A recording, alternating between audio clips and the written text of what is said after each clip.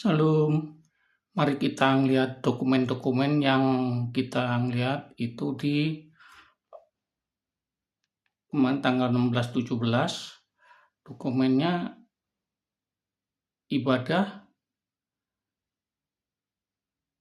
Pada saat selesai ibadah ada pembaharuan. Keluarga Pak Dedi di baptis pembaruan. Nih, sama Budian. Nah, ini kita ngeliat foto-fotonya ya. Nah, asik, fotonya bagus banget nih. Kita lanjutkan lagi, foto-fotonya ini juga satu keluarga. Nah, bagus. Lanjut lagi, kita lihat lagi. Ini tuh anaknya dibaptis pembaruan sama Budian. Ini anak yang tertua ya. Dan yang kedua, ketiga, kita lagi, satu lagi. Nih, tadi ya. Nah, kita lanjutkan lagi. Nih, keluarga. Oh ya, isi kecil. Baptis. Lanjutannya. Nah, ini dokumen lagi ada Wah, ini siapa ini? Keluarga Pak Dedi sama keluarga Pak Yohanes nih. Lagi ada Api Unggun. Api Unggun, keluarga Pak Yohanes Api Unggun. Kita langsung lanjutkan lagi, lihat dokumennya. Nah, ini murid-murid Yesua Masih itu ada perjamuan.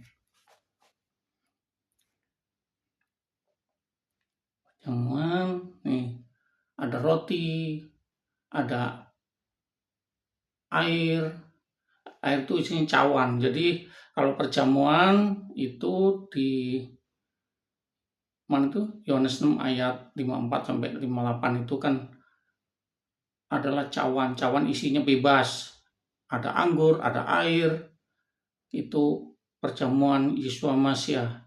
Terus roti pun juga bebas, pakai roti tak beragi atau pakai singkong atau pakai apa, itu melambangkan semua itu makanan yang sebenarnya adalah tubuh Yesua Masih, dan air itu adalah darah Yesua Masih. Itu cawan itu di dalamnya itu apa isinya, air atau anggur atau apa itu cuman. Terus ini yang ditanyakan tentang ini apa namanya, waktu ibadah yang nanya tentang ini nih.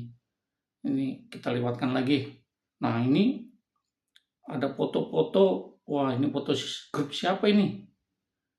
Grup ada Pak Yohanes, ada juga, ada Pak Dedi, terus ada siapa? Wih, cakep fotonya nih. Wih, mantap. Wih, mantap fotonya. Kita geser. Wih, cakep. Asik. Ini siapa ini? Namanya siapa ini? Aku lupa, udah lama. Saya kan. Nah, ini siapa ini? Ih, cakep banget nih. Nih, siapa namanya? Sampai lupa aku satu-satu. Nah, ini dari Bali, siapa namanya? Tiur apa siapa, lupa. Nah, ini istrinya Pak Dedi, ini anaknya. Ini anaknya. Ini Pak Dedi, ini istrinya Pak Dedi namanya. Ini Budian rupanya. Ada Budian di atas. Ada Budian. Kita lihat Budian. Ada Pak Dedi. Terus ini lihat lagi. Wih, ada Bu Pornika, nenek Pornika, umurnya udah 70 tahun, masih cantik dia. Padahal umurnya udah 70 tahun. Nah, ini Pak Yohanes nih, suaminya Bu Pornika. Terus ini, aduh siapa namanya yang rumahnya Semarang, siapa lupa. Nah, ini grup nih, dokumen-dokumen yang kita foto, kita lihat, kita lanjutkan lagi. Cius. Siapa lagi tadi? Oh, ini udah yang tadi ya, yang udah ya, foto-foto. Kita lanjutkan lagi. Ini foto yang mana tadi? Oh, yang tadi udah. Kita lanjutkan lagi. Ih, kok ada 3 foto? Banyak banget. Nah, ini ada berapa? Oh, ini ada keluarga Pak Dedi, ada yang dibaptis pembaruan ini. Kemudian membaptis, ada berapa yang dibaptis? Ibu siapa? Ah, udah, kita lanjutkan lagi. Aku fotonya lagi. Nah, ini namanya pentahiran. Nah, jadi kita bersama-sama pentahiran bersama-sama. Jadi dicelup bareng-bareng bersama. Ini ada Bu Dian. Kita besarkan lagi ya. No, siapa ini? Tuh, Ibu Dian sama Ibu siapa ini? Ibu Teo ya. Nah, ini Ibu siapa ini? Terus ini ada anaknya. Terus ini Ibu, siapa ini? Nggak kelihatan. Bu Pornika. Oh, ini nenek. Nah, terus siapa lagi nih? Nah, ini Bu Pornika, kepalanya nggak kelihatan rambutnya. Kelihatan rambutnya Bu Pornika. Ini Pak Yohanes ada di belakang lambat. Nah, ini siapa ini? Nah, kita gabung pentahiran bersama-sama. Nah, kita lihat, kita geser lagi. Nah, ini tadi udah kita ini kan, kemudian angkat tangan dengan semangat. Ayo kita tahirkan bersama-sama. Cemplung 3 kali menyelam supaya ada ditahirkan. Nah, ini dia. Kemudian sampai 3 kali celup. Terus kita geser lagi. Ini lagi fotonya. Wah, ini berapa kali ini foto. Nah, ini baru ada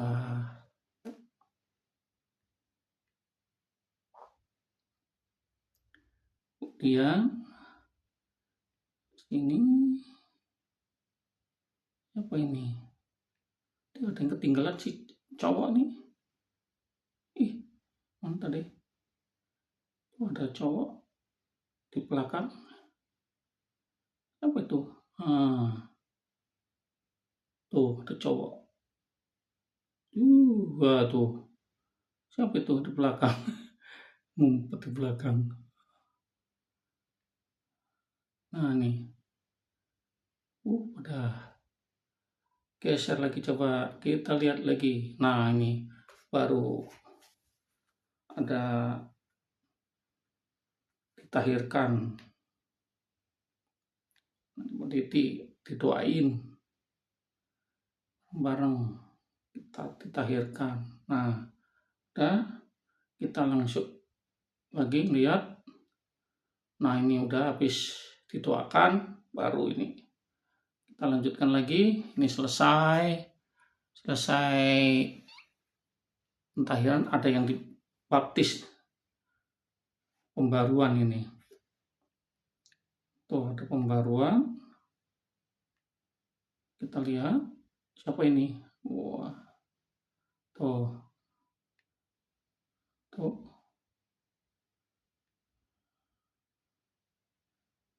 nah, nih itu kan siapa yang doain ini. Kayak ada Budian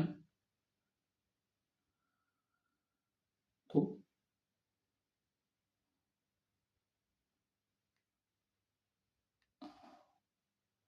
Kita lanjut langsung. Siapa ini? Ada lagi. Mana Budian ketutup. Siapa yang didoain? Kita langsung geser lagi. Mantep.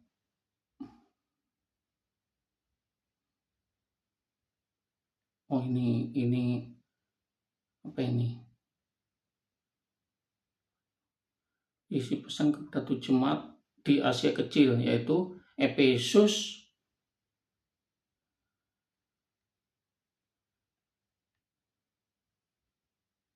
Mungkin Anda merujuk pada Wahyu 2:3 yang berisi pesan kepada tujuh jemaat di Asia Kecil, yaitu Efesus di Wahyu, Efesus di Wahyu,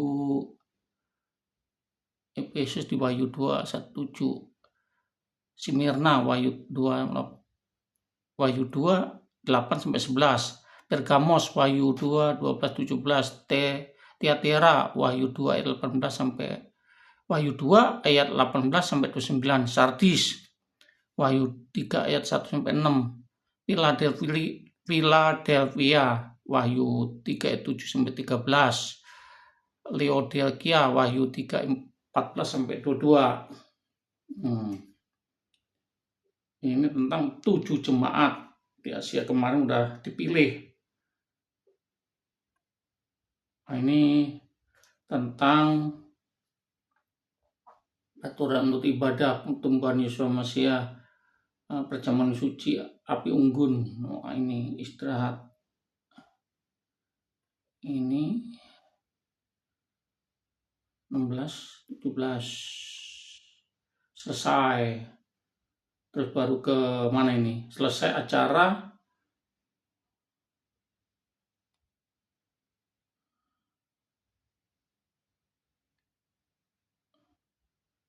Ini ibadah. Tadi udah ibadah.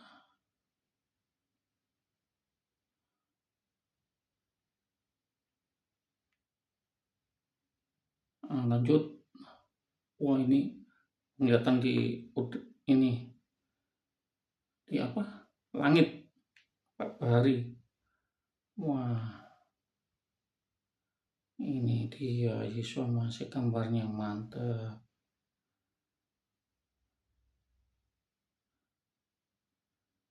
Akulah Yahweh, itulah namaku, dan aku tidak akan di mana itu namaku, dan aku tidak akan memberikan kemuliaan kepada yang lain, dan pujilah kepada kita lanjutkan lagi supaya biar apa maksud. Oh, ini perjamuan.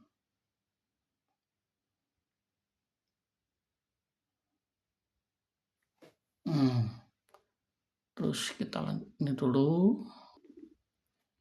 Kita lihat Yesus menyertai Yeshua Hamasya. Dia suka anak-anak kecil nih. Yesus itu hobi sama anak-anak kecil, maka dari itu kan kita lihat fotonya bagus. Kita lihat lagi, wah, taman. Ini kayak di Taman Eden ini, bagus banget nih pemandangannya. Aduh, Yohanes dari mana ini? Pemandangannya bagus-bagus, jalan-jalan kemana ini? Di pinggir laut mana ini? Wih, bagus banget pemandangannya. Kita lihat dulu. Kok ada gambarnya, Bu?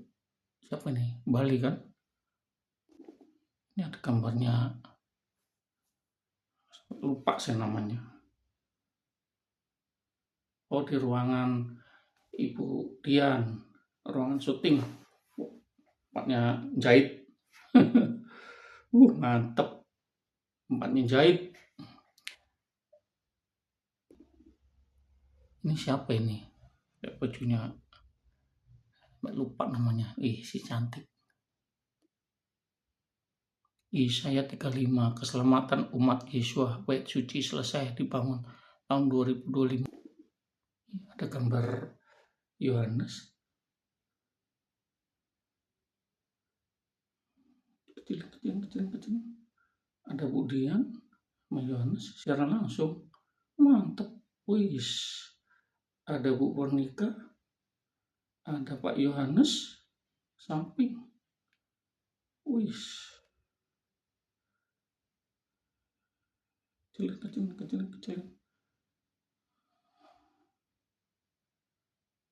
Wih. Coba lihat. Didoain sama Ibu dia nih. Wah, dia lagi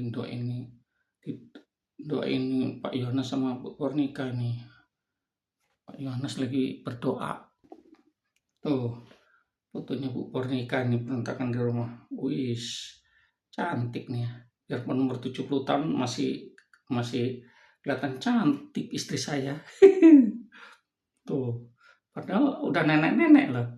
Tapi masih kelihatan cantik dia. Nggak mau kalah. Tuh.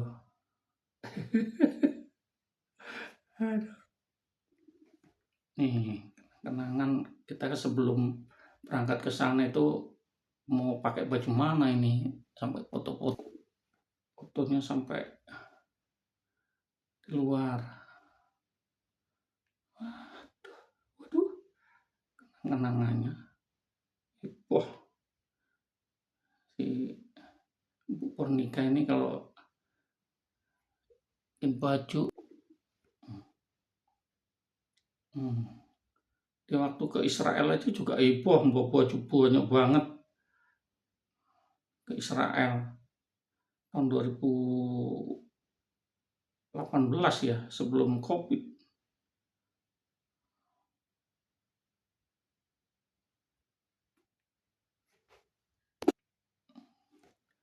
Kita lihat Yeshua HaMashiach, kunci Daud, mantap.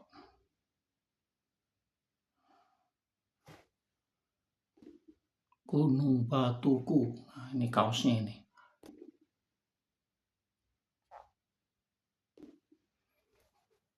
Ini adalah dokumen kita waktu belajar tentang anak sulung Lewi Nabi. Ini pengejarannya nih tentang yaitu panji-panji Elohim, 12 panji Elohim, 2 karakter Yeshua HaMashiach nih. Kalau kita baca ini panjang nih. Jadi setiap 12 suku Israel tuh punya, suku Israel memiliki panjinya sendiri.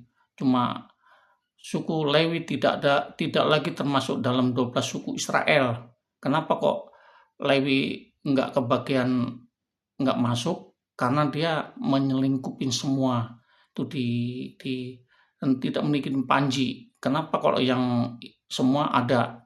Kalau si Lewi nggak ada panji. Banyak ayat yang menyatakan keberadaan panji 12 suku Israel, tetapi tidak ada satupun yang mengatakan Lewi memiliki panji. Di bilangan 2 ayat 17 atau identitas Lewi dinyatakan melalui simbol-simbol seperti menorah, sangkakala, tambut perjanjian atau kerubin atau bintang Daud atau singa atau burung Raja Wali. Itu simbol-simbolnya Lewi. Lewi itu kan punya panji sendiri. Kalau 12 suku Israel kan punya setiap satu suku itu punya simbol bendera masing-masing. Tapi kalau Lewi, simbol yang kita lihat tadi yaitu simbol-simbol seperti menorah, itu simbolnya Lewi, sangkakala, tabut perjanjian atau kerubim atau bintang Daud atau gambar singa atau burung Raja Wali. Banyak simbol-simbol keberadaan Lewi di tengah-tengah Israel berfungsi sebagai pengantara antara umat Israel dengan Yahweh Adonai Elohim. Banyak kalau kita baca.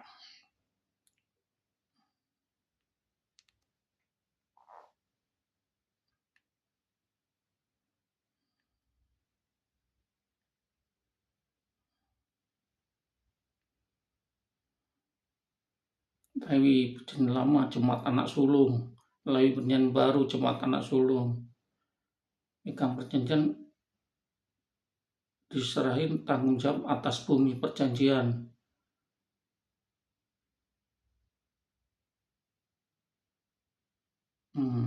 Kita baca banyak. Ini pengajarannya. Nih, kerajaan Yeshua HaMashiach, sifat umum panji-panji Elohim.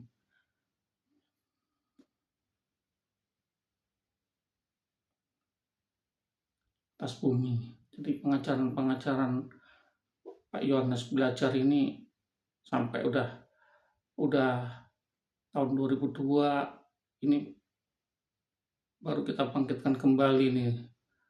Kita pelajari, nanti kita akan belajar bersifat umum panji-panji Elohim.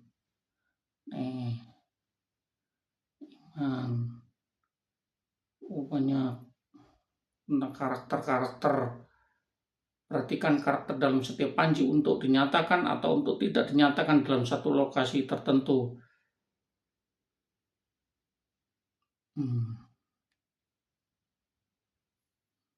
Banyak dah. Nanti lanjutkan.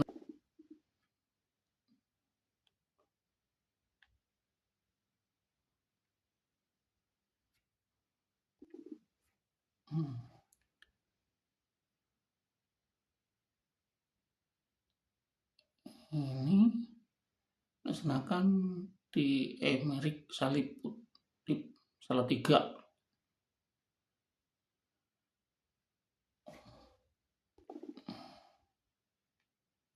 Wah, anaknya bagus nih. Rumah siapa ini? Pak Yohanes nih ada aja di pemandangannya, mantep nih.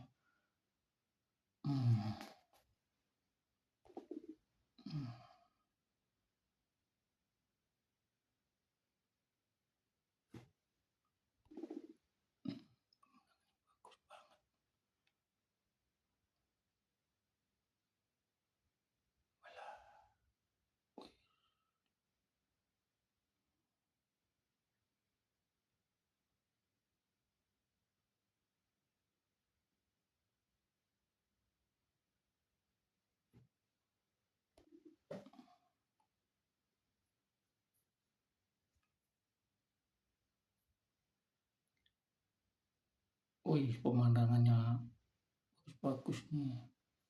Di mana pemandangannya nih? Mana? Pak Yohanes nggak ada aja isengnya. Lihat pemandangan bagus.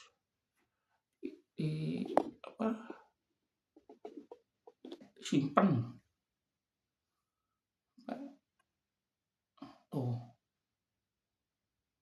Wush, mana ini? Aduh. Pemandangannya bagus-bagus. Ada aja. Wih, mantap pemandangannya. Wih, dahsyat pemandangannya. Wow. Kayak di Taman Eden aja udah pemandangannya. Nggak bosan-bosan ngeliat pemandangannya, bagus banget. Wow. Tiada ragu lagi mengikuti pemandangannya ini. Wow, mantap pemandangannya. Wes, ada. Wis, pemandangannya ya Pak Yohanes seneng banget ngeliat pemandangan. Wah, di Taman Eden ini kayaknya nih pemandangannya bagus banget. Waduh.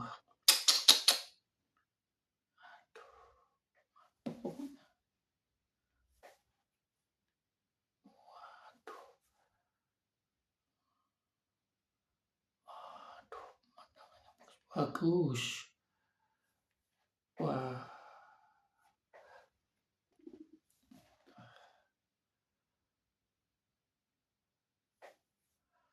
Wow. Mantap pemandangannya, kembang-kembang nih. Oh ampun, itu Eden tuh kembang. Ya ampun. Pemandangan mah nggak ada habis-habisnya. Ada kelapa. Wih, ada apa lagi nih? Wih. Mengapa ini bagus banget nih?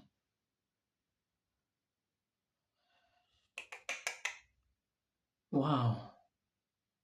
Tidak ragu lagi. Kembangnya bagus. Kesaksian Pak Yohanes nih di sini, ini tadinya penjualannya gede di sini. Kenapa? saya bawa tas kerja di sini kecil tadinya karena kedorong akhirnya jadi kelihatan gede banget tuh, tuh kayak punuk itu ya. Kenapa dibawa ke rumah sakit? Karena kita kan biaya-biaya itu kan semuanya mengandalkan ke Bapak Yahweh Yesus Mas. Tapi ada donatur orang kasihan kepada saya, makanya suruh bawa ke rumah sakit, biaya-biaya dibiayain sama rumah sakit sama donatur. Tapi saya kan sebagai anak Bapak Yahweh itu kan nggak sembarangan mentang-mentang dibiayain sama orang, semua hidup kami, kita kan sebagai anak Bapak Yahweh. Jadi di rumah sakit itu tak telusurin, maunya saya tuh yang murah atau nggak usah bayar lah gitu. Ternyata saya tanya-tanya, dokter ditanyain nggak mau jawab. Nanti setelah terakhir baru istriku dorong, kita kan ada yang biayain, biaya berapa aja akan dibayar. Ternyata biaya untuk ngangkat di leher ini itu ditanya-tanya itu 12 juta ngangkatnya, 12 juta itu bisa mencapai 20. Ternyata setelah itu saya udah, Bapak Yahweh gimana ini, kita itu kan nggak ada duit tapi ada yang biayain untuk mengorek-ngorek di leher, karena sebagai pelayanan kemana kelihatannya ada gejala di leher itu kan ditutup-tutupin kan nggak enak, malu. Tapi dengan cara Bapak Yahweh itu dengan memakai tangan siapa aja itu bisa menolong. Padahal saya tuh berdoa supaya biar biar tak pakai obat apa, terapi ya tetap sembuh, balik lagi, tak tekan terus, tapi nggak sembuh. Tapi ternyata ini donatur untuk membantu saya, istri saya dorong terus, saya nggak mau sama istri saya didorong, pokoknya dipaksa sama istri saya. Istri saya kan kalau ngeliat suaminya keadaan ada badannya kelihatan ini kayak punuk apa itu, makanya baru rumah sakit. Terus baru rumah sakit saya nggak mau, akhirnya saya telepon adik saya ngasih tahu jangan, itu ada temennya bawa ke rumah sakit gara-gara itu meninggal, gara-gara dikorek salah urat. Kenapa? Kena urat langsung dia meninggal. Makanya adik saya bilang jangan. Adik saya itu kan orang dari Bani Kedar, tapi ya kita kenalkan Bapak Yahweh, dia mau bertobat, mau. Tapi malah ngasih tahu jangan dioperasi di rumah sakit. Kalau mau saya ajak ke operasi, tapi operasi manual di daerah Tangerang gitu. Ya udah, pada saat itu kita udah perjanjian sama dokter. Perjanjian dokter besok jam sekian mau dioperasi gitu. Jadi dia nanganin sendiri dengan timnya. Jadi pertama operasi itu biaya semua itu kurang lebih 12. Nanti selanjutnya obat-obat ya ada tambahan lagi itu. Tapi bagaimana jalan keluarnya? Kita kan dikasih untuk berobat itu mentang-mentang ada yang bayar, tapi kita kan juga mikir 12 juta sampai 20 kan menurut saya kan gede banget. Tapi orang donatur mah yang penting sembuh. Nah, kalau udah penting sembuh, saya pikir ada ide bagaimana caranya biar sembuh. Akhirnya adik saya malam itu langsung bergerak. Nah, kita nggak tidur, langsung bergerak ke mana? Ke Tangerang. Tangerang itu untuk pagi-pagi jam 3 berangkat sampai sono, ternyata jam 4. Perjalanannya cepet sih, ternyata sampai sana nunggu sampai ketiduran gitu. Ternyata di sana bayarnya bebas, ikhlas gitu. Nih contohnya di operasinya, setelah dioperasi ini nih hasilnya operasinya. Yes, nah ini daging saya diambil segini nih, kenapa? Karena di rumah sakit kan kalau kita mau disobek di sini, di ini itu otomatis kan disuntik. Kalau yang ini enggak, dibelek, langsung dimasukin gunting, ditarik, cabut itunya, dagingnya. Wah, sakitnya ketobat. Kalau saya teriak, ya itu namanya, saya ingat pada saat dicepin gunting, tak ditarik, tak, seperti saya gambarkan Yesua Masih pada saat dicambuk, itu kan mancep ke daging itu sampai kecabut.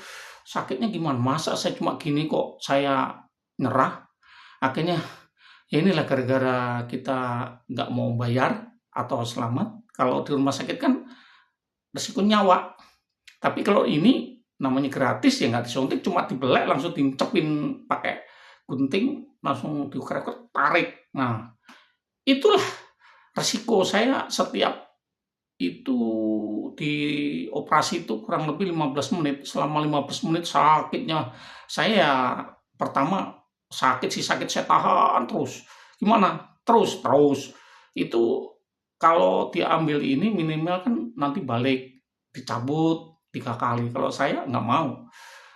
Saya bayangkan gimana sakitnya pada saat Yesua masih dicambuk. Saya cuma begini aja kok nyerah. Ya saya tetap selama 15 menit itu dicabut itu, wah, membayangkan Yesua bisa dicabut. Wah, sakit. Ah, istriku jagain, ngelihat darahnya itu banyak banget. Tapi ya saya ya terus. Yang penting kan kita tuh selamat supaya dia nggak memalukan. Nah, inilah sampai apa itu dimasukin ke ini apa namanya, ini bekas, ini kan udah nggak ada bekas di ini kan tadi gede sini, malu kan waktu kita ke seminar sana tuh kan masih ada atau udah dicabut ya lupa saya, itu gede di sini. Tapi ya saya nggak terasa lah, saya tutupin gitu ya. Semua itu Tuhan punya rencana. Sakitnya memang, tapi pada saat kita ke sana, rupanya biaya-biaya itu nggak sampai segitu banyaknya, seikhlasnya kita kasih, gitu loh. Ada yang ngasihnya eh, orang kaya itu ya seikhlasnya lah, gitu. Kalau di rumah sakit, ya itu kan 12 juta sampai 20 kan lumayan bagi bagi kita itu uang 20 juta, tapi bagi orang kaya yang punya duit 20 juta mah yang penting selamat, aman, nggak sakit. Kalau saya lebih baik kita sakit kan nggak selamanya, cuma pada saat itu. Wah, pada saat di operasi itu selama 15 menit, waduh tinggal udah hampir 20 menit.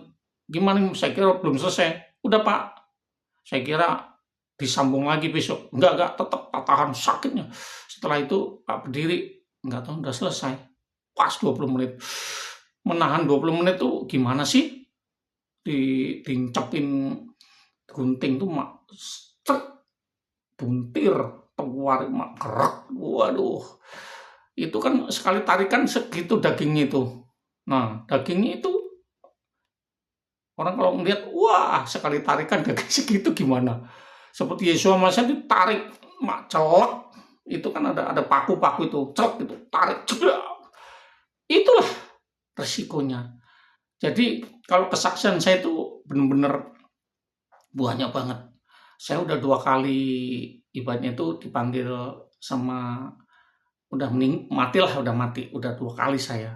Terus yang ini sakit gini mah, kalau saya ditarik begitu sakitnya enggak, ya sakit sih sakit, tapi saya orangnya saya kan Surabaya. Dari kecil tuh memang saya memang tahan pukul tuh hidupnya itu di hutan, mulai dari Sumatera itu hutan-hutan itu sampai saya nebang hutan sampai di Sumatera Selatan itu mulai dari tahun 82 saya nebang hutan. Waduh, semua binatang ada, saya nggak takut sama binatang.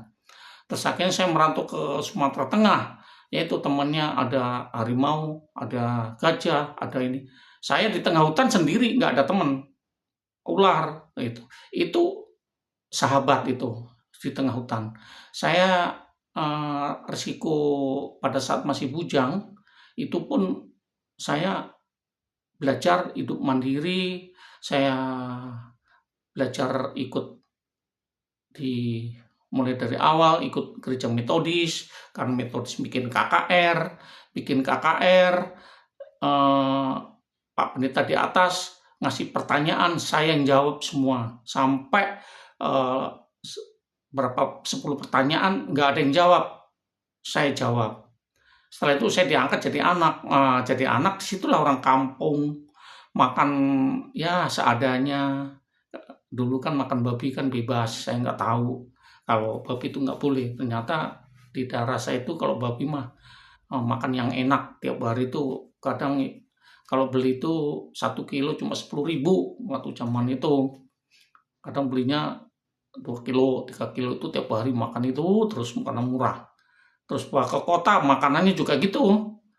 Makanya orang kaya itu setiap hari namanya gembala gereja metodis, metodis, metodis itu kan saya di situ pelayanan tiap hari, ikut pelayanan sana sana sana terus tiap hari ikut pelayanan, makanan enak. Tapi mikirin saya di kota enak, tapi di kampung rasanya gimana.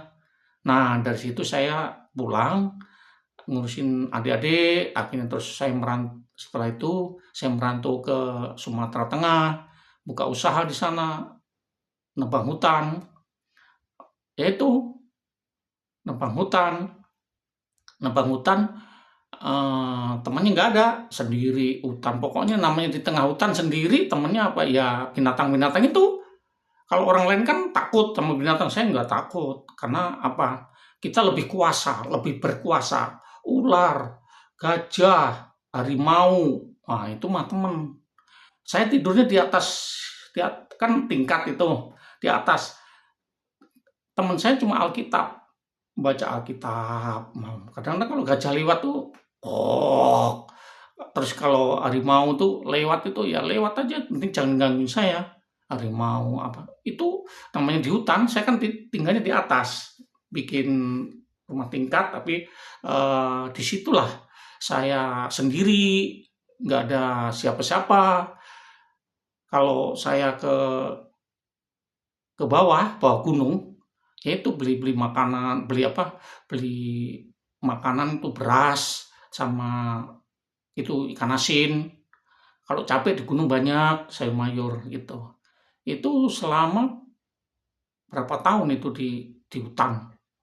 Nah dari situ habis dari situ saya pulang ke kampung, laporan sama mama, orang tua saya, teman saya meninggal, yang satu rombongan tuh meninggal dimakan itu harimau. Nah dari situ saya nggak boleh lagi. Sedangkan kalau saya di sana itu kan apa namanya, kalau di hutan itu banyak banyak ular gede-gede. Makanya kalau di hutan itu jangan sekali-kali kepalanya itu gundul gini, bebas. Pakainya ini topi apa namanya ya? Kalau orang Jawa itu kayak tampah gede gitu. Jadi pada saat ular mau nekam gitu, ditarik itu yang ketarik apa? Tampahnya kita aman baru. Jadi dia tuh ular di hutan itu pada saat kita jalan itu dari itu udah kecium, dia udah ngintip-ngintip cari mangsa itu dari jauh tuh udah pohon itu ularnya gelantung mau nekam gitu. Jadi kalau saya biarpun itu saya ya berjaga-jaga pakai itu. Pada saat ada ular kos gitu saya ngeliat, ya saya udah kebaca bahwa dia udah ada ciuman, saya juga asal kamu nggak ganggu ya saya nggak ganggu dia gitu. Karena Pak setiap ular menggigit, kenapa ular menggigit? Karena kalau ular menggigit itu dia kaget pada saat kita lewat, itu dia kaget gigit. Kalau saya sebelum kita lewat itu bawa tongkat panjang, jadi di hutan itu jalan ternyata itu kurang lebih 2 meter, bawa tongkat itu untuk ke depan petunjuk jalan. Pada saat yang gigit apa? Tongkatnya itu bukan saya, gitu. Namanya di hutan rimba.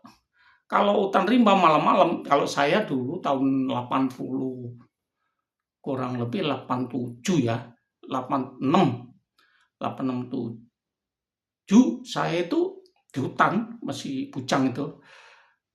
Ya itu, buka hutan. Padahal di Lampung Kalianda itu saya kan udah, orang tua saya udah ada semua, saya udah buka hutan. Tapi saya ke sana membuka lahan sendiri, yaitu rombongan 6 orang. Satu yang dimakan harimau, tapi saya tetap berjalan, nggak takut. Memang kalau Tuhan kendakin ya semua.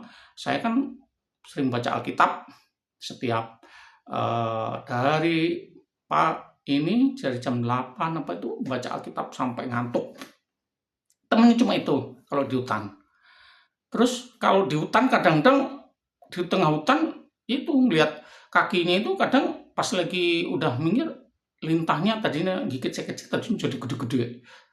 Melepasnya ya pakai ludah saya lepas, langsung dia jatuh. Itu kalau lagi di hutan tuh satu lintah. Kalau lintah tuh kalau gigit tadinya kecil gitu, sini jadi gede, ya itu lintah. Kalau saya mah nggak takut, jalan terus. Namanya di hutan itu kadang-kadang suka kesasar gitu, namanya di hutan. Itu serangannya kalau ular kita dari jauh udah pakai tongkat. Tapi kalau namanya pacet itu lintah itu gigit tuh udah tak ikat-ikat tetap aja masuk gigit. Tahu-tahu pas udah di darat, udah dekat rumah, tahu-tahu lintahnya itu ya lumayan sih. Tak ini darahnya juga banyak digigit gitu. Nah itulah riwayat saya. Makanya riwayat saya itu sampai kenapa kok saya pelayanan di Pondok Indah itu sebagai memegang gereja, sampai pulang dari Surabaya itu saya udah dikejar roh maut sampai mati. Makanya kemarin kan udah bersaksi ke Surabaya itu. Saya ke Surabaya, namanya orang Surabaya, orang masih kecil Surabaya, saya kan bondo nekat. Kemarin udah saksi kan. Jadi modal 25 ke Surabaya, orang-orang kaya Pondok Indah kan, saya nggak mau, pokoknya saya ikut. Tapi yang penting saya nggak mau nyusahin orang, saya jalan ke sana, ternyata ya itulah, cukupkan semua. Bisa 25, bisa nyampe sana, tidur di hotel. Ada orang yang ngasih tidurnya di hotel, saya nggak ngeluarin biaya. Malah pulangnya juga ada yang naik bis, tiba-tiba ketemu orang, Tuhan pakai siapa aja. Akhirnya uang 25 kembali dikasih orang naik bis itu. Kemarin saksi 250 untuk taksi, 100 tinggal 150. Balik lagi Jakarta. Nah itulah, sampai di situ kesaksiannya. Sebelum itu saya pulang dari sana ada roh maut. Saya kan megang alat sound system kan, Bodida kan gede alatnya. Anak buah saya kan 6. Tiba-tiba pada saat saya ngerjain itu, saya sendiri pulang dari gereja, dari Surabaya, capek-capek ngatur alat sound system gede-gede. Speakernya diangkat orang 2 aja berat, karena tinggal 1 kok. Biasanya ibadah jam 7 mulai, ini anak-anak kok pada belum datang, mau datang enggak itu. Semua sound system udah tak nyalin semua, tinggal 1 speaker. Kok ini udah jemaat udah mau datang, kok pengerja udah, itu kok belum ada yang datang. Anak buah saya tak angkat, akhirnya pengenain kepala saya. Jadi sampai di kaki patah. Jadi kepalaku kena sampai ke dada. Terus akhirnya setelah itu nggak sadar. Setelah nggak sadar, saya dibawa sama pasukan itu pakai dorongan kerupak itu, bawa ke rumah sakit. Nah itu 3 hari saya koma. Nah di situ kakinya patah. Makanya setelah di rumah sakit saya kan digip, kakinya patah, koma. Makanya di situ saya itu kan 3 hari koma.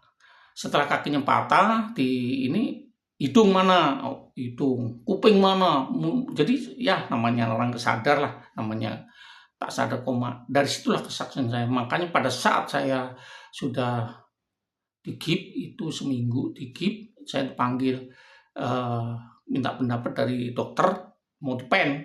Kakiku kan di foto itu patah, makanya di ini patah, dilihat, waduh gimana. Tapi saya waktu itu kan sama Bapak Yahweh atau Yesus itu kenal akrab, udah sering komunikasi. Makanya dari itu pada saat kakiku patah, saya nggak mau. Bagaimana dokter mau ada biaya berapa, saya nggak mau. Karena kalau kakinya patah disambung, resikonya berat. Beratnya apa? Linu. kalau kena dingin linu, kena AC linu. Nah, dari situ kesaksian saya kenapa kaki saya patah, cuma digips. Setelah itu dokter, Pak Yo, ini namanya dokter dari Pendikedar, harus digip, harus disambung pakai pen. Terus nggak bisa nanganin, pokoknya saya punya Tuhan lebih besar, saya bisa akan dikasih kaki baru. Akhirnya si Harunnya ngomong, undang dokter Harun, ngerayu saya, kaki patah supaya biar nyambung lagi harus pakai pen, Pak Yo. Setelah pen, nanti setelah kakinya udah nyambung, pen dicabut. Ya akhirnya enggak, saya punya Tuhan sendiri untuk kasih kaki baru, namanya Yeshua Masya. Dulu kan pakai Yunani lah. Saya sampai di situ pulang, dia udah nyerah dokter 2, harus pulang. Pulang dari situ saya puasa. Puasa kayak sekarang tuh kan suruh Budian puasa 40 hari. Saya pertama puasa sehari makan, terus besok lagi nggak makan, 2 hari nggak makan. Lama-lama terus saya selama 40 hari, pengen puasa 40 hari nonstop nggak makan, tapi makannya cuma telur kampung 1 atau 2, kadang minum air gelas. Itu makannya cuma itu doang selama 40 hari itu, saya nggak mau makan apa-apa. Tapi ternyata selama 40 hari itu belum nyampe 40 hari, kayaknya 30 apa, kok kayaknya kakiku udah siap dipotong itunya, gipsnya itu. Anak saya kan masih kecil tuh, tak suruh ngambil gergaji, istri saya kan tidur nggak tahu, dipotong greget, besok lagi udah kelihatan saya udah nggak kuat, gatalnya kurtobat kaki ini. Akhirnya dengan itulah saya dengan iman komunikasi. Saya kalau malam itu dari jam 8 sampai jam 4 itu komunikasi, hubungan intim dengan Yeshua Masya. Ada penyembahan, bahasa roh, pokoknya gimana sih ya orang kita itu bermesra-mesraan dengan Yeshua Masya. Itu dari jam 7 sampai 8 tuh sampai pagi, nggak ada waktunya, pokoknya hubungan intim, mesra-mesraan terus. Kenapa kakiku tuh bisa nyambung? Kenapa? Kalau kita bergumul sampai gulat bermesra-mesraan dengan Yeshua Masya, itu sakit apapun itu akan kembali dikasih kaki yang baru. Saya nggak merasakan, nggak ibaratnya itu kakiku nanti gini nggak. Asal saya mau mendekat kepada Yeshua Masya, pasti kakiku akan dikasih kaki baru. Nah dari situlah kakiku sampai sekarang nggak ada bekas. Ini udah nih, liatin kakiku, kakiku udah nggak ada bekas. Tadinya kalau ngeliat dari itu patah tulangnya, tapi dengan kuasa iman, dengan kita bergaul dengan Yeshua Masya itu akan berikan penyembuhan dengan cara 1000 cara. Begitulah. Itu kesaksian saya. Dulu pernah saya kena ular, gigit ular sampai kakiku kayak gede banget dulu, masih tahun 8 berapa ya? Kurang lebih 84 atau 85, kurang lebihan lah, lupa saya. Itu sampai saya itu rohku sampai diangkat. Pada saat tidur, lagi koma itu, terbang, tiung, satu. Terus ke padang gurun. Bawa tongkat, tiba-tiba keluarga aku itu kena melihat keluarga saya ada banjir badai, yang selamat ada berapa orang. Saya selamatkan dengan tongkat. Nah dari situ memang dinyatakan setelah saya udah bertahun-tahun, ternyata apa yang saya di dalam roh saya terbang ke atas itu benar. Keluarga saya yang selamat atau yang nggak selamat ada berapa orang, bapak saya, mama saya, adik saya, separuh yang selamat. Yang separuh itu tak selamatkan, tak tarik. Yang Agus ini ikut Yesus masih tarik selamat. Yang lainnya kanyut sama badai, sama air hujan deras kan. Nah dari situlah Terus saya datang pada saat Rosa itu kan terbang. Ada dua, satu ke Padang Gurun, terus lagi terbang lagi ke gereja Metodis. Dulu yang tak saksikan tadi ada yang mengangkat sebagai anak saya. Itu gerejanya kelihatannya gede banget, jemaatnya banyak. Tapi saya datang ke situ, kok jemaatnya banyak, tapi kok nggak ada suara-suara apinya, itu nggak ada. Cuma kelihatan api satu tapi mentir-mentir. Satu dua. Jemaatnya ada ribuan tapi nggak ada suara penyembahan, nggak ada. Makanya saya datang ke situ, gereja-gereja yang kelihatannya banyak tapi apinya nggak terang, cuma mentir-mentir doang, kecil. Saya datang ke gereja itu, ke situ ngelihat, oh gitu tuh.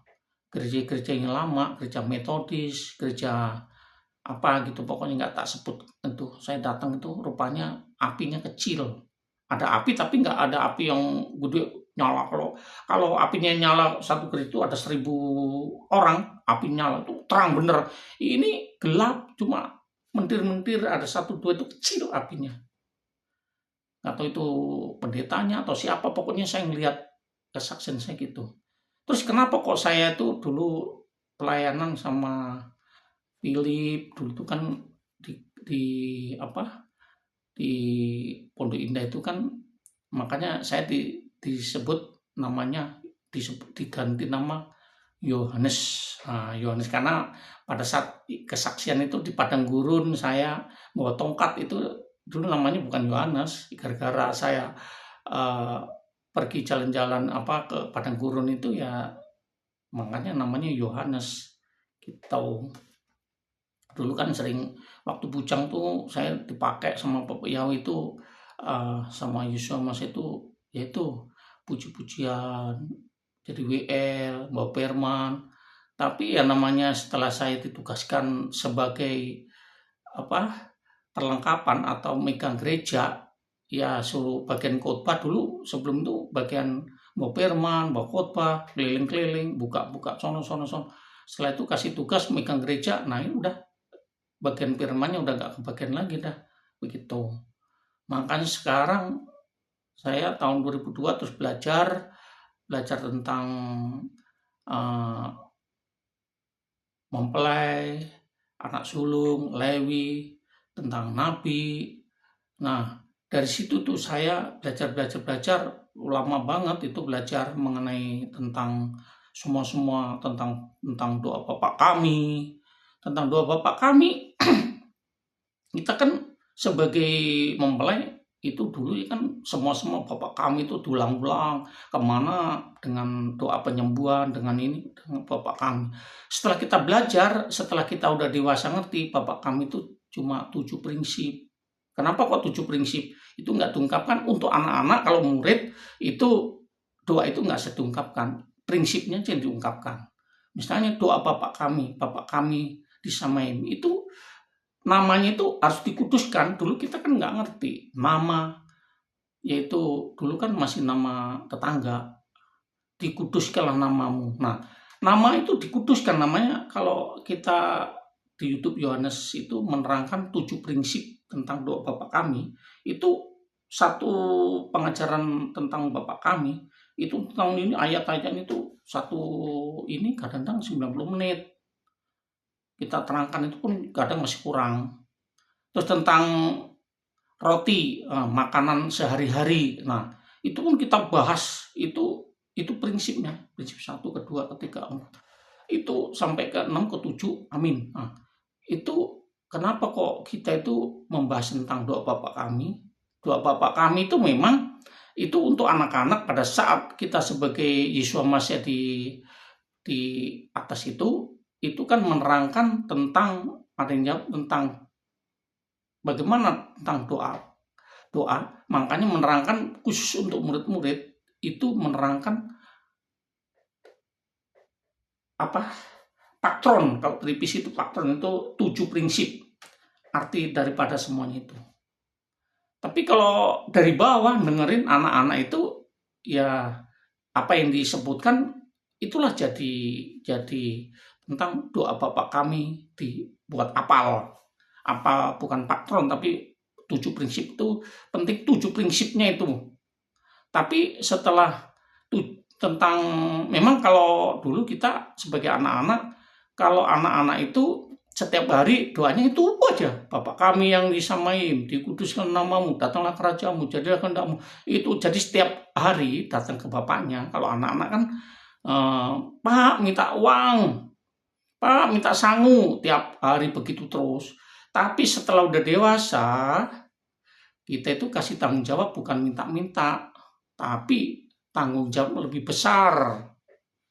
Makanya kenapa kok ada 7 prinsip tentang doa Bapa kami itu bukan, makanya kalau gereja-gereja yang masih mempelai, masih anak-anak itu ya bolehlah mau itu dengan sembuhan doa dengan Bapa kami itu bisa, dengan iman itu bisa menyembuhkan. Orang mati pun pakai doa Bapa kami. Semua pakai doa Bapa kami karena dia tidak mengerti arti daripada doa Bapa kami itu ada mujizat. Karena dia masih anak-anak. Karena yang nyembuhin siapa? Karena dengan iman malaikat yang nyembuhin, yang bergerak. Gitu loh. Makanya kalau kita sudah dewasa, dikasih tanggung jawab semua, itu 7 prinsipnya itu yang semua yang dilakukan. Bukan apalannya. Kalau apalan itu kan memang untuk anak-anak. Itu tentang doa Bapa kami kan banyak banget kalau kita terangkan, itu bukunya menerangkan saya tentang doa Bapa kami itu panjang.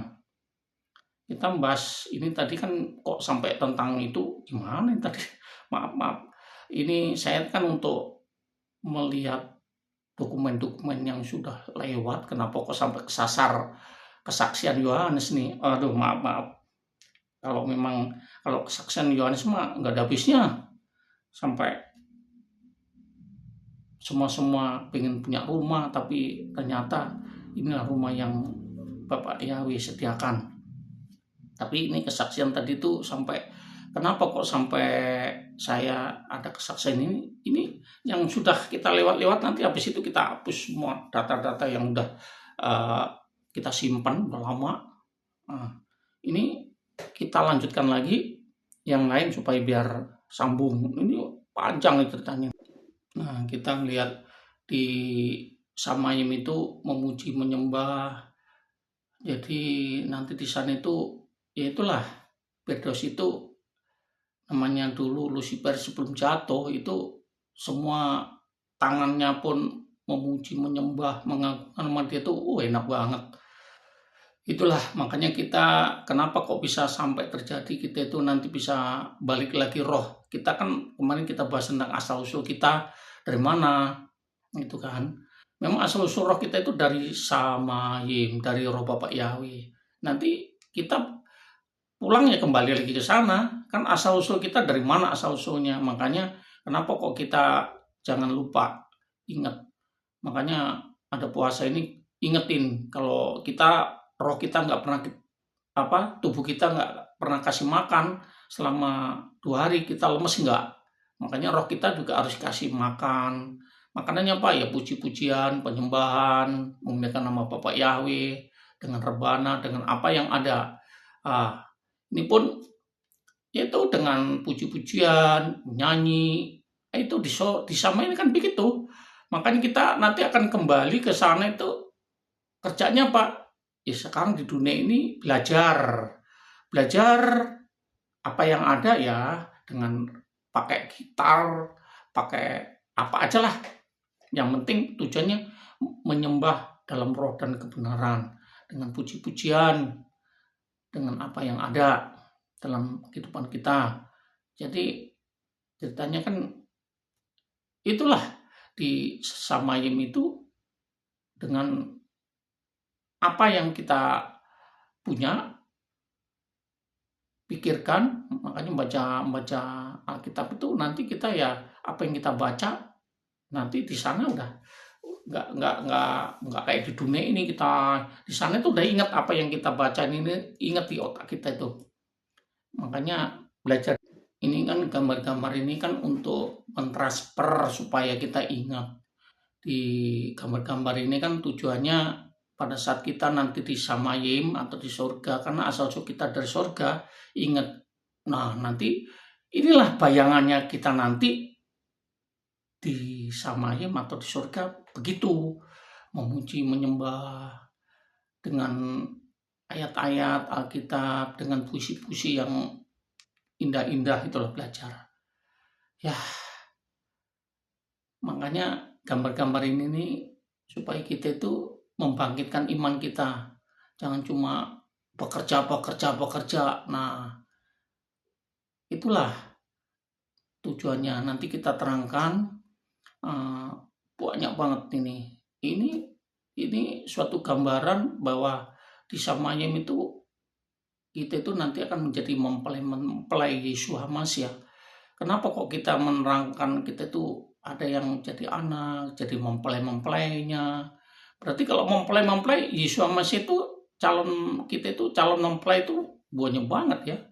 Kita gambarkan seperti Salomo itu istrinya 700, gundiknya 3 istrinya 700, gundiknya 300. Jadi 1000 ya. Itu menggambarkan Yesus Hamasiah nanti mempelainya itu banyak banget. Berarti Yesus Hamasiah itu banyak ya. Mempelai-mempelainya calon jadi mempelai, nggak cuma satu. Itu menggambarkan seperti Salomo.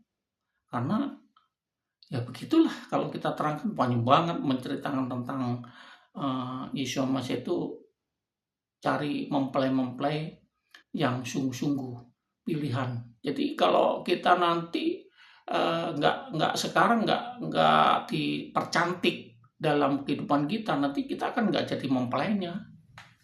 Nggak gampang loh jadi mempelai Yesus Hamasiah itu. Karena Yesus Hamasiah itu memilih, kita dipilih itu supaya kita itu mempercantik roh kita, bukan tubuh. Kalau tubuh mah habis itu jadi tanah lagi, rayap. Tapi roh kita mempercantik dengan cantiknya seperti gambaran inilah. Pakai baju-baju yang indah banget saya itu.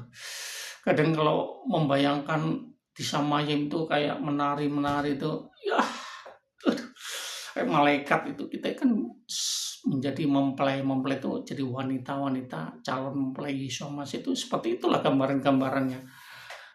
Kita harus telusurin hal-hal kayak gitu. Jadi kita itu belajar di sini tuh, di dunia ini tuh memuji, menyembah, mengaku nama Bapa ya. Itulah gambaran, yaitu api kemuliaan. Bapak Yahweh itu melihat api kemuliaan tuh di surga tuh kayak gini nih. Ada cahaya kemuliaan, memuji, menyembah. Dahsyat tuh di Firdaus, Taman Eden tuh apinya tuh. Ini gambaran-gambaran seperti itu. Makanya kita belajar seorang calon mempelai itu pakai bajunya beginilah gambarannya. Yesus Hamasiah itu cari mempelai itu yang cantik wajahnya. Ini gambarannya, contohnya gini aja lah, supaya kita itu nanti bukan cuma camping, kita tuh jadi mempelai Yesus Hamasiah ya, biar cantik ya. Ini gambarnya itu, saya kasih gambaran tuh seperti ini nih di surga tuh, kemuliaan. Ini gambarnya.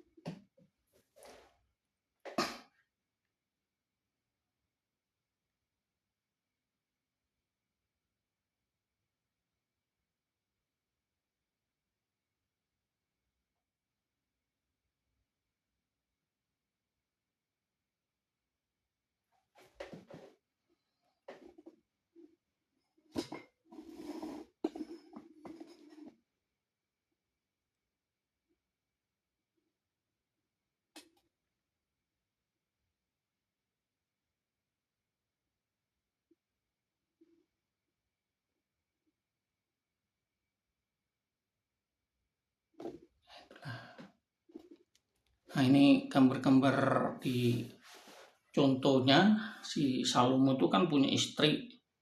Istrinya itu kan ada 700, gundiknya 300. Itu kalau kita ngelihat itu istilah-istilah pada saat kerajaan, contohnya ini kita coba Nih, ini kita lihat ini, Ces. Nah, ini Salomo punya istri yang pertama itu, ini rumahnya bagus nih, tuh. Oh, rumahnya gede banget tuh. Kalau yang rumah gundik-gundik itu di atas. Nih, ini di atas tuh rumah gundik-gundik tuh, wah di atas. Kalau rumah istrinya itu di bawah. Di bawah ini rumah istrinya. Rumah istrinya itu di bawah. Kalau rumah gundik itu di atas nih, rumah gundik itu 300 di atas semua. Kalau ini ada di atasnya, ini kan ada taman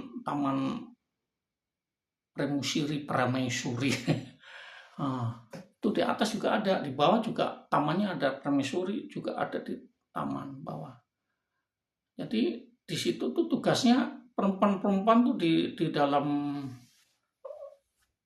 istana Salomo itu begitu tuh, tugasnya ada bagian masing-masing. Terus masaknya itu dalam satu hari itu berapa kental tuh. Ada tukang masak, masak bagiannya masing-masing nih. Kalau kita terangkan banyak banget itu. Kita membahas tentang makanan ini, makan itu, sayuran, semua bagiannya, masak siapa ada bagiannya. Ini terus ada tugas bagian ayat-ayat, semua itu kan yang menyampaikan, itu pun ada tugasnya, imam-imam, ada bagian masing. Jadi semua itu ada tugas masing-masing. Terus permaisuri ini ada terus untuk melukis, untuk bikin dupa yang harum, wajahnya. Jadi tugasnya itu begitulah. Pada saat nanti dipanggil sama Salomo, wangi itu harus ada. Jadi makanya kita persiapkan itu gambaran kita itu menjadi mempelai Yesus Masih itu seperti contohnya Salomo nih. Salomo istrinya kan banyak banget itu. Jadi dia kerjaannya ya merawat tubuhnya, terus mengukir supaya biar baunya wangi, ada rempah-rempah. Nah itu tugasnya seorang, makanya ada gambarnya itu, wah ini kan tuh istri-istrinya itu banyak banget itu. Makanya kenapa kok mempelai kita itu nanti mau jadi calon mempelai Yesus Mas, itu gambaran ini. Kalau melihat gambaran perempuan-perempuan cantik-cantik ini, saya waduh, inilah gambaran Salomo. Itu makanan-makanan tuh.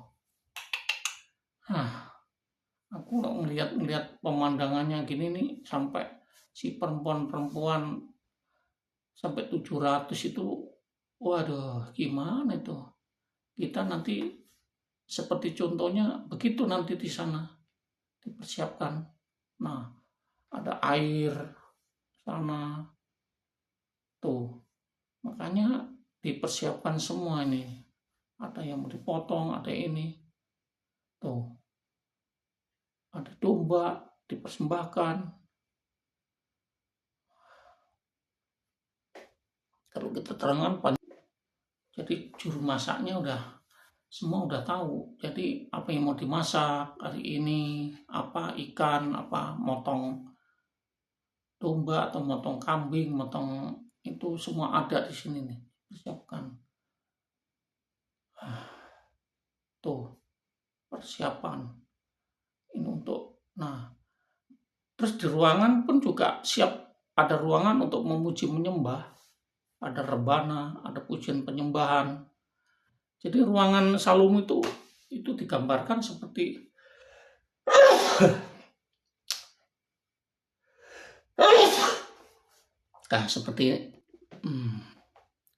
seperti memuji menyembah, pakai rebana, dian sampean.